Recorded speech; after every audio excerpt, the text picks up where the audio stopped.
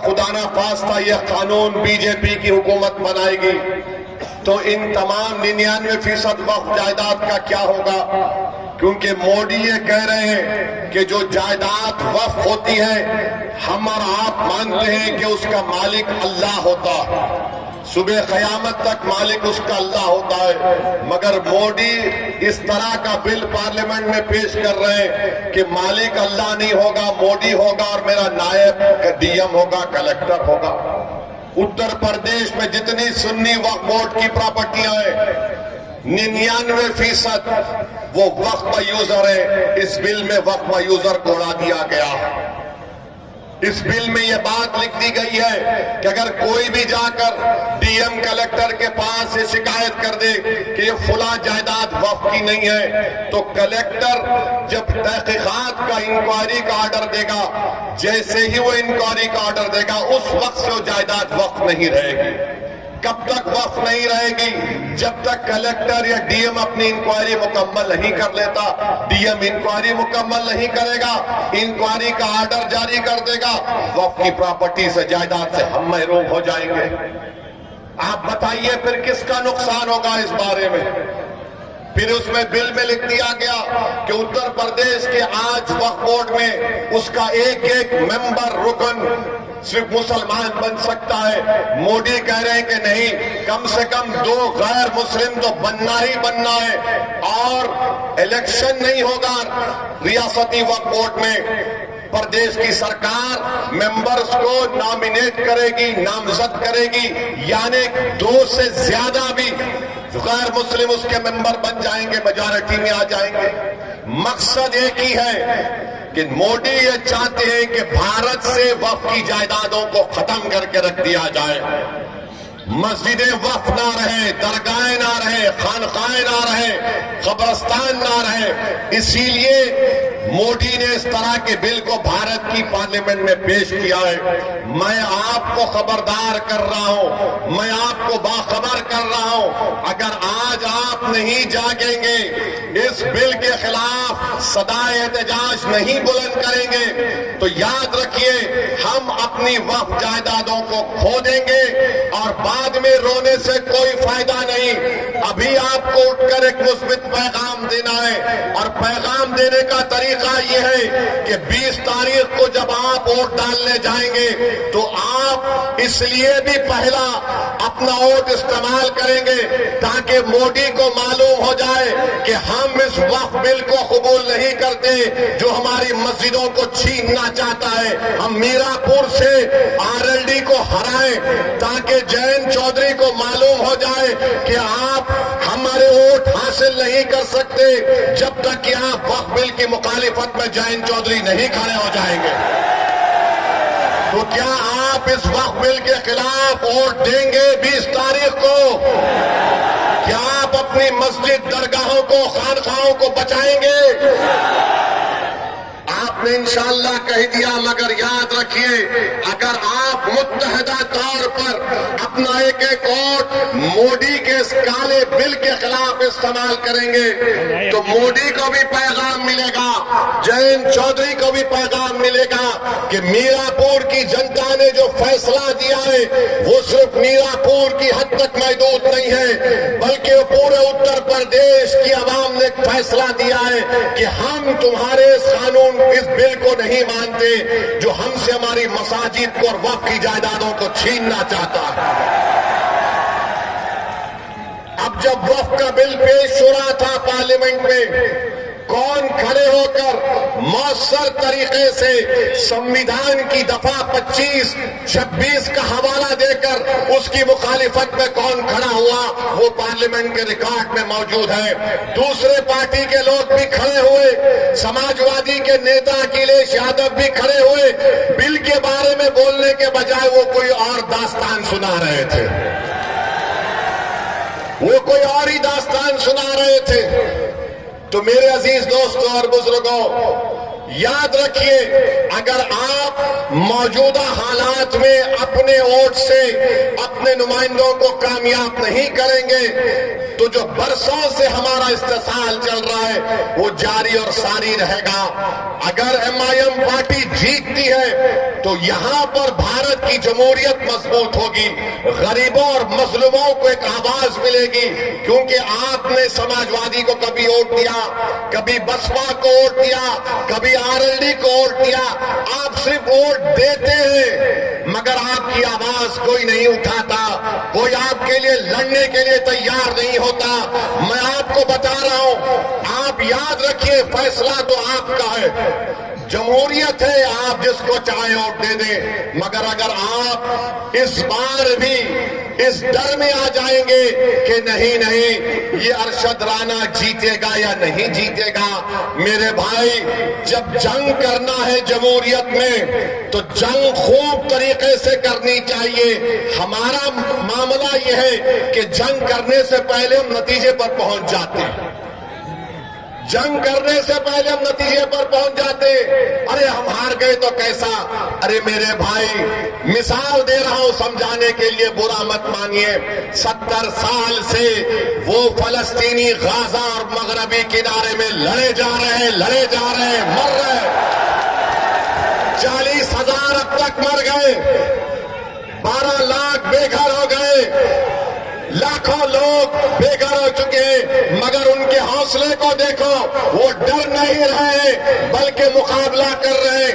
क्यों मुकाबला कर रहे हैं? क्योंकि इजराइल एक जालिम मुल्क है, इजराइल एक जालिम मुल्क है और वो जालिम मुल्क गाजा में नस्लकशी कर रहा है। मगर एक मिसाल देने के लिए आपको बता रहा हूं। दूसरी बात मैं आपके सामने ये अर्ज करना चाह रहा था कि यहां पर अंसारी बरादरी बहुत बड़ी तादाद में है, उनका कारोबार पूरा का पूरा ठप होकर रह गया, कोई नहीं पूछता। आप देखते जाइए बीजेपी क्या कर रही है। जो भी अल्पसंख्यक समाज के लोग अपने हाथ और खून पसीने की कमाई से अपनी जिंदगी गुजारते, उनकी कारोबार को, उनके बिजनेस को खत्म कर दिया जा रहा है।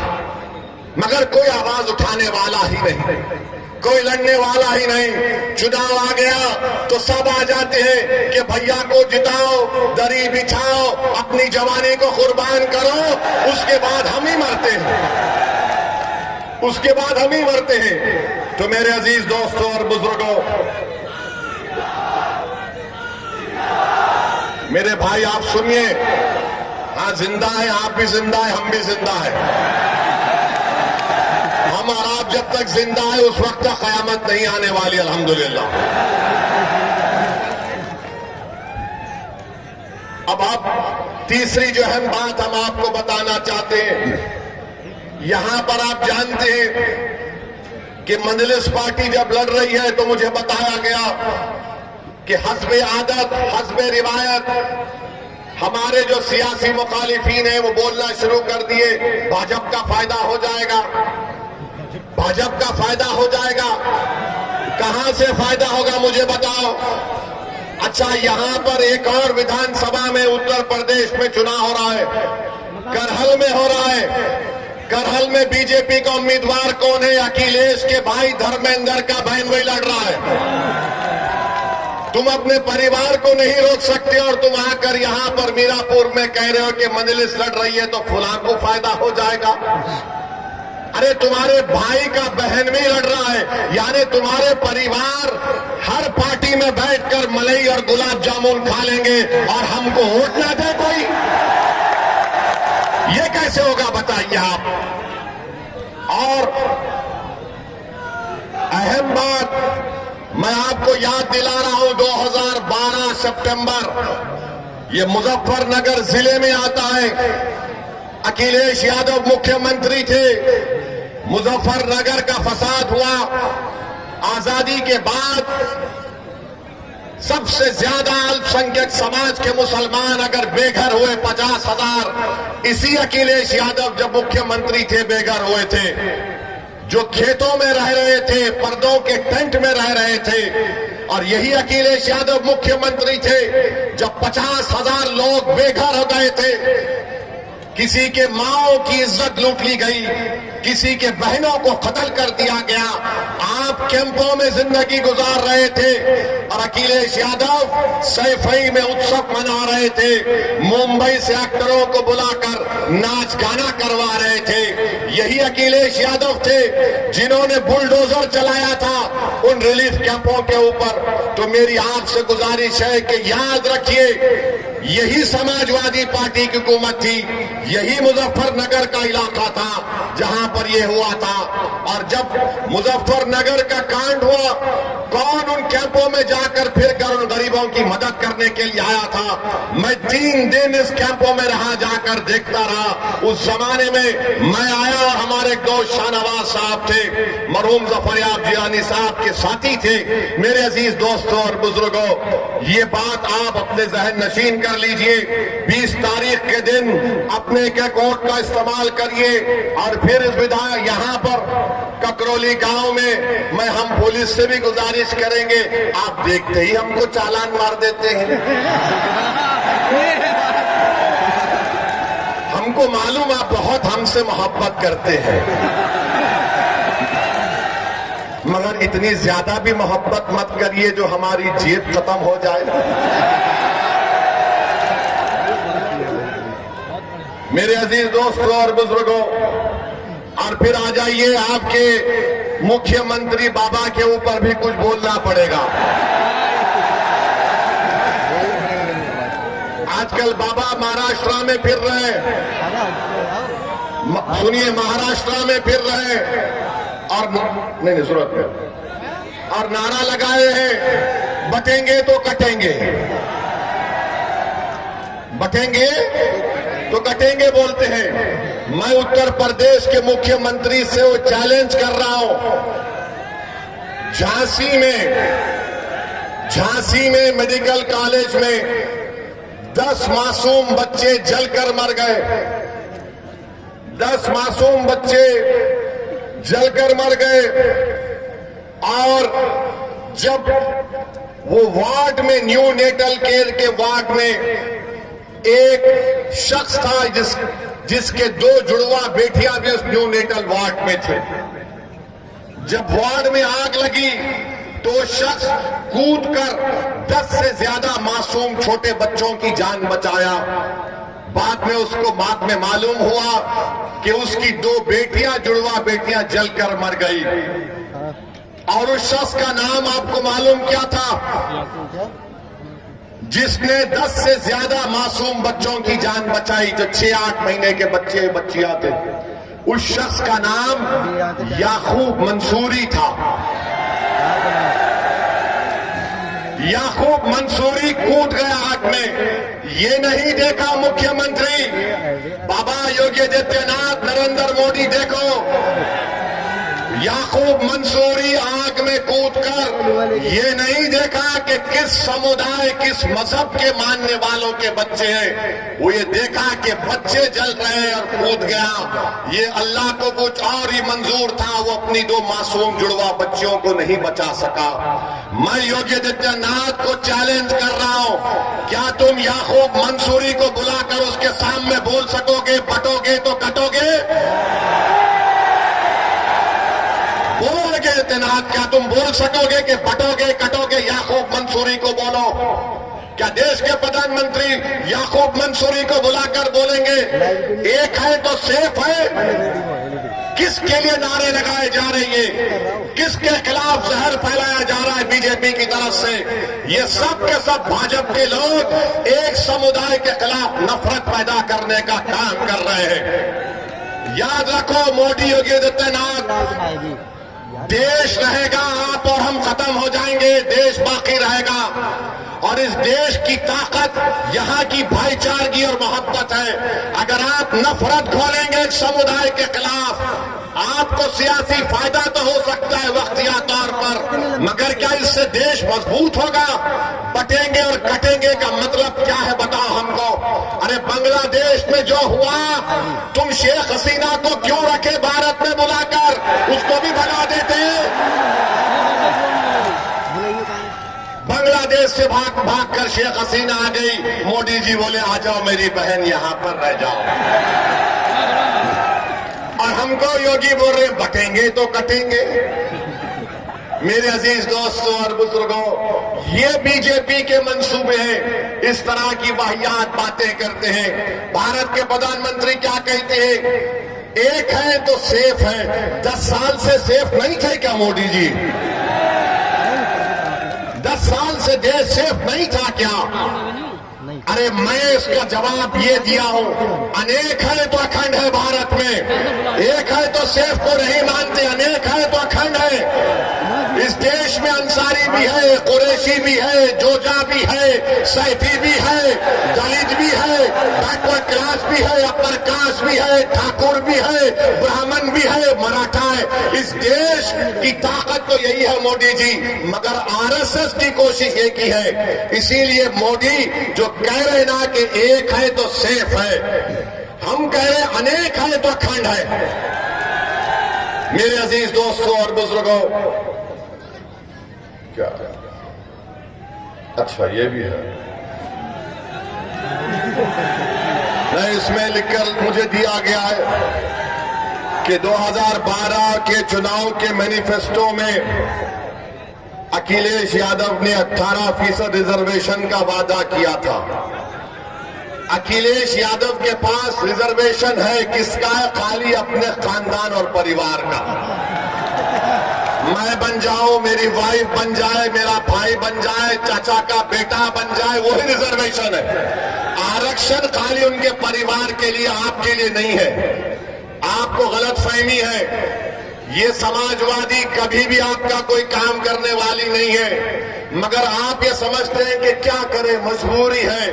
अरे अब तो मजबूरी नहीं है ना, ये तो पार्लियामेंट का चुनाव नहीं है। आप यहां पर मुत्तहदा अपने वोट का इस्तेमाल करिए, अरशद राणा को कामयाब करिए, तो भैया का दिमाग भी ठिकाने लग जाएगा पूरी तरीके से, पूरी तरीके से दिमाग ठिकाने लग जाएगा। इनको मालूम होना चाहिए, याद रखिए मैं कब तक जिंदा रहूंगा, आप कब तक जिंदा रहेंगे नहीं मालूम, मगर अगर आप अपने वोट से अपनी लीडरशिप को पैदा करेंगे तो आपके वोट की कीमत बढ़ेगी, आपके वोट की अहमियत बढ़ेगी, आपकी जिंदगी की अहमियत बढ़ेगी। आपके इन बेरोजगार नौजवान बच्चों का मुस्तकबिल के बारे में सोचने पर मजबूर हो जाएंगे। इबादत गाहों की हिफाजत होगी, मगर आप सिर्फ आप वोट डालते रहेंगे तो इनको मालूम कि सिर्फ डराओ इन लोगों को, ये डर कर वोट दे देंगे। असदुद्दीन अवैसी आज ककरोली मीरापुर विधानसभा में आकर कह रहा है कि अरशद राणा को डर की बुनियाद पर नहीं, उम्मीद की बुनियाद पर पतंग पर बटन दबाइए। डरने की जरूरत नहीं है मेरे भाई, मौत एक मर्तबा आती है, 2 मर्तबा नहीं आएगी मौत। हर कोई जो इस दुनिया में आएगा जाएगा, चाहे वो प्रधानमंत्री हो या मुख्यमंत्री हो या ओवैसी हो, सबको जाना है इस दुनिया से। मगर जब जाएंगे तो हम अपनी विरासत में क्या छोड़कर जाएंगे? क्या हम अपनी विरासत में जायदाद को छोड़कर जाएंगे, खेत को छोड़कर जाएंगे, बैंक बैलेंस छोड़कर जाएंगे? हम अपनी विरासत में अपने नेक अमाल छोड़ेंगे, नेक औलाद छोड़ेंगे और सियासी शऊर छोड़ेंगे, मिल्लत का इत्तेहाद छोड़ेंगे, अपने नुमाइंदों को लीडरशिप बनाकर छोड़ के जाएंगे। ये विरासत आपको याद रखना है। तो मेरे अजीज दोस्तों और बुजुर्गों, आपको डरने और घबराने की जरूरत नहीं है। 20 तारीख के दिन आप लोग अपने घर से निकलकर अपना एक एक वोट का इस्तेमाल करिए। महंगाई आसमान को छू रही है, मामूली चीजें गरीब खरीद कर नहीं खा सकता, मगर योगी बोलते हैं बटेंगे तो कटेंगे, प्रधानमंत्री बोलते हैं एक है तो सेफ है, कोई कहता है धर्म युद्ध है, कोई कहता है और जिहाद है। अब ये और जिहाद कहां से आ गया मुझे नहीं मालूम, लव जिहाद कहां से आ गया नहीं मालूम। और हम मोदी को और योगी को बोल रहे हैं, अब तुम अपनी जबान से बुलडोजर का तो नाम लेके बताओ, बोलो बुलडोजर के बारे में योगी और मोदी नहीं बोलेंगे, क्योंकि सुप्रीम कोर्ट ने कह दिया कि जिस प्रदेश में, जिस भारत के हिस्से में बुलडोजर इस्तेमाल होता है वो अनकॉन्स्टिट्यूशनल है। वो वहां की स्थिति को दिखाता है कि क्या वहां के हालात हैं। सुप्रीम कोर्ट ने यह भी कह दिया कि अगर कोई गवर्नमेंट का अधिकारी बुलडोजर लेकर आएगा तो सुप्रीम कोर्ट ने कहा कि वो हमारे अहकामात का उल्लंघन कर रहा है, उसकी नौकरी चले जाएगी। तो बाबा तुम्हारा बुलडोजर चला गया, तुम बुलडोजर लेकर आएंगे, सुप्रीम कोर्ट तुमको सुप्रीम कोर्ट में कंटेम्प्ट की नोटिस देगा। 15 दिन का टाइम देना पड़ेगा। 15 दिन के टाइम से पहले बुलाकर बात करना पड़ेगा, रिकॉर्ड करना पड़ेगा, उसकी सुनवाई करना पड़ेगा। कितने गरीबों के घर को बुलडोजर से तोड़ दिया गया। सुप्रीम कोर्ट ने कहा कि क्या ये नजारा अच्छा है कि लोग अपने घर को जब बनाते हैं, अपनी जिंदगी की खून पसीने की कमाई से बनाते हैं, लोग बेघर हो जाते हैं, आसमान के नीचे खड़े रह जाते हैं। अरे कितना जुल्म इन लोगों ने किया।